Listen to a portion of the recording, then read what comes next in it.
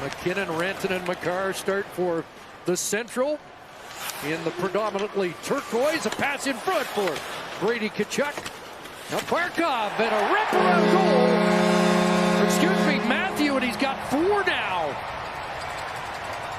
Used to guys taking aggressive plays from behind. Everybody's looking to thread a beautiful pass, and a smart play by Tkachuk. You can see the hesitation by Saros. That's typically his best skill, moving side to side. I don't think he expected Matthew to come and do the stuff. And that hit the crossbar. I thought he had him beat there, but it didn't go. Got Ullmark sliding across to his right, put it back up over his glove. Here's Marner sending it in front. A beauty. Marner setting up Nikita Kucherov. And it's 2-0 Atlantic. Well, we saw this last game by the Atlantic, quick as ever. Back the other way, Mitch Marner sliding it across, and Kucherov up and over to make it 2-0. It's Marner, excuse me, and a stop there by Saros.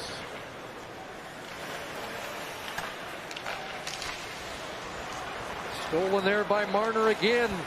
Larkin's in again. Dylan Larkin scores, and he's having a big All-Star game for the Atlantic. It's 3-0. It's a long pass there by Morris. He tries the curl and drag. It gets picked off, and now Mark Larkin just takes a quick look, and the lateral movement there, just again like we saw earlier from him, about 6 feet going across to. Along with Larkin and Kucherov, and here's Mitch Marner, 5 assists today. Marner in deep, flips it back for Larkin. His shot scores, and Dylan Larkin's feeling it. Well, Kevin talked about his love of playing with Mitch Marner. Saucers one right softly into the zone, and where does that go? There's your 5-hole, Kev. Yeah. Kind of halfway in between was Hellebuck. He wasn't quite down enough. He was still standing. The pads weren't connected, and guys look good on paper maybe sometimes and compliment each other on paper, but you never really know until you get on the ice and you're whipping the puck around. And this is a great opportunity to see, like, do I have chemistry with this guy or not? There's some chemistry. McKinnon to Rantanen, and the Central's on the board. Yeah, that's happened a few times, hasn't it? Two great players. I mean, Rantanen in his own right is having just another amazing year leading the Avalanche, but trio of Avalanche players would come through. Well, maybe that's a spark that will get a frenetic ending to this championship game. So the Avalanche get on the board. It's 4-1 Atlantic. Kept alive and down for McKinnon in tight. Makar had it knocked away from him, and back goes Pasternak, and he's got a clean rip to the net and scores. 5-1 Atlantic. David Pasternak there by McKinnon, and he just ran out of gas and said, okay, looking behind him, hoping to give it. Now said, oh, anything happened? This is in all alone, and you just can't give that kind of skill very often, that kind of chance. There's another one that goes 5-hole. Marching back in. Josh Morrissey breaks up that attack. There goes the Winnipeg Jet star. Morrissey gonna walk in. Robertson scores, and the Central's got another goal. It's 5-2 with 1:13 to go. Cross crease passes as Morrissey, the backhand saucer. You could see that Vasilevsky came flying across, just got it up and underneath. And for Jason Robertson, you got to think he's going to be here a few more times in his career, don't you? I would think so. Tied for 6th in league scoring, along with Matthew Tkachuk. Another chance and another goal for Dylan Larkin, and that's a hat trick tonight for Larkin in the second game. All goal scoring here in Florida, and you mentioned it, Kevin. Larkin's had the energy, hasn't he? He's not just playing like it doesn't matter.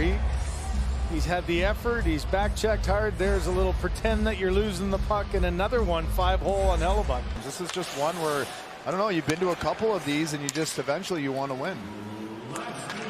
Mention how good he is. 3-on-3, 7 goals, 9 assists in regular play. A chance here, and a pretty goal that was 5-hole on Vasilevsky for the crafty Clayton Keller. You know, in a game, you don't often make this kind of a play. It looks like a casual one, but he knew exactly what he was doing and pulling it side to side, hoping to open up. And you could see the reaction was late there by Vasilevsky. Wasn't expecting that little.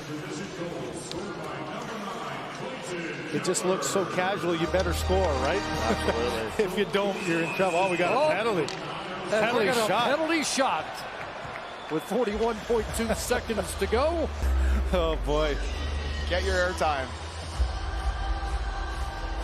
Oh, I don't see any hands either. He missed the hand.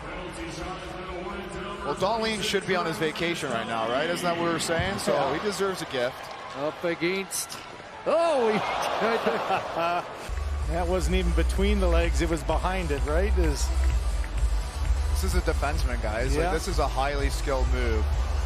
And that's where our game's at. Our defensemen are as skilled as anyone these days.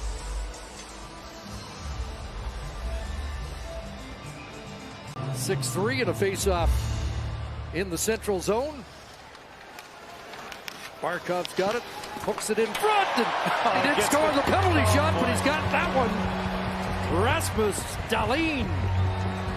That look kind of says it all. It's like, oh man, I missed the. There's Barkov, like Kevin was talking about, just so calm with the puck. Waits, pulls it around, and that one's short side. Only Erik Karlsson with more points from the blue line this year. Spectacular season as he's gone to another level. Dahlin with 14 goals, 55 points. One more chance for Nathan MacKinnon to get the Central a little closer. The window dressing. And it's 7-4 Atlantic.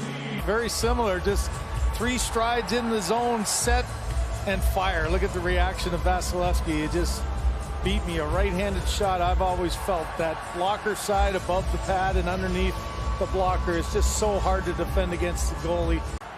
4th in the league in points per game on the season. Getting it a little closer, but the $1 million getting set to be awarded to the Atlantic.